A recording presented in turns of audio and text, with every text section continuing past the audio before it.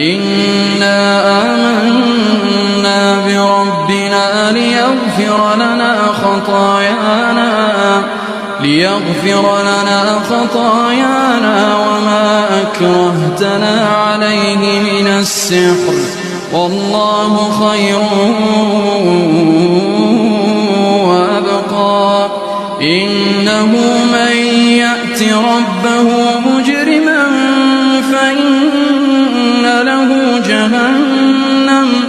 فإن له جهنم لا